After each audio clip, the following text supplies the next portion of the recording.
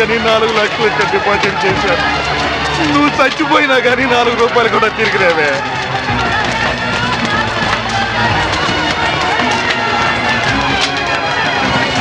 నూటికి 12 రూపాయలు వడ్డీ అంటే ఆశపడి ఇల్లు అమ్మిన 10 లక్షలు ఈ బ్యాంకులోనే వేశాను.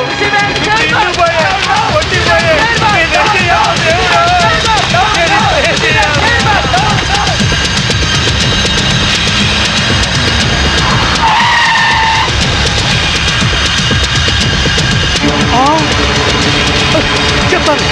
చెప్తాను నేనే చేయదు. ఖుషి బ్యాంక్ చైర్మన్ ఎక్కడున్నాను చెప్తాను. నేనే చేయదు. ఏందే చైర్మన్, నువ్వేమో బేదా బెక్కి సొమ్ముతో బిస్లరీ నీళ్లు కొని స్నానం ఆడి జూబ్లీ హిల్స్ లో ఇంటికి 80,000 అద్దిచ్చుండ్లా. అదంతా ఎవడు బాబుగాడి సొమ్ము? వారు నీ బంట బడా నీ బొచ్చుకొక ఏసీ రూమ్ లో పెట్టుండ్లా. బెంజ్ కార్లో నువ్వు ఒక్కడవే సరదాగా తిరిగావు. వాటాల సంగతి వచ్చేసరికి నీకేమో 10 కోట్లు, మా అందరికి 2 కోట్ల. ఇది ఎక్కడ న్యాయం సార్? నేను బిస్లరీ వాటర్ తో స్నానం చేసి మంత్లీ 80,000 రెంట్ గల ఇంట్లో ఉంటేనే నా హోదా చూసి పిచ్చి జనం మన బ్యాంకులో డిపాజిట్ చేశారయ్యా. ఉత్తిని మీ అందరికి వాటాలు పంచిస్తున్నానయ్యా. అదేంటి సార్ అలా మాట్లాడతారు? ఆర్బీఐ పర్మిషన్ మా బావమరిది పెంచలా? మీకు తలా ఒక పని అప్పగించాను, అలాగే వాటాలు పంచిచ్చాను. ఇప్పుడు పాస్పోర్ట్లు వీసాలు తెప్పిస్తున్నాను. మినిస్టర్ గారికి క్యాష్ ఇచ్చేసిన సారు, ఆయన ఏసాలు పాస్పోర్ట్లు ఇచ్చిండ్రు. జనం ఎక్కువగా లొల్లి పెడుతుండ్రంట. గా పోలీసు వాళ్ళు మన కోసం గాలిస్తుండ్రంట. మనకి ఎస్కార్ట్ గా హైదరాబాద్ దాదాల్ని పంపిస్తుండు. మన మినిస్టర్ గారు చాలా సిన్సియర్ అయ్యా. చక్కగా తింటాడు, బాగా పనిచేస్తాడు. దాదాలు వచ్చినట్టున్నారు, వెళ్ళండి, వెళ్ళి ఆహ్వానించండి. ఏమైనా మన వాడి మాట అంటే మాటే.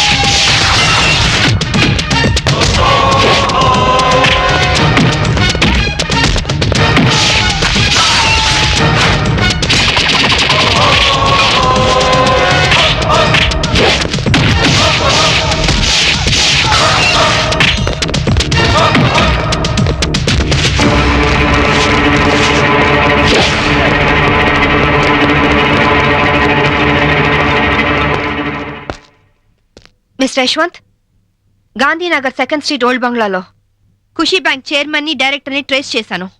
జీడీ ఎంట్రీతో వచ్చి సీన్ ఆఫ్ అఫెన్స్ లో క్రైమ్ నంబర్ ఎఫ్ఐఆర్ పూర్తి చేయి. చైర్మన్ ఎస్కేప్ అయ్యాడు.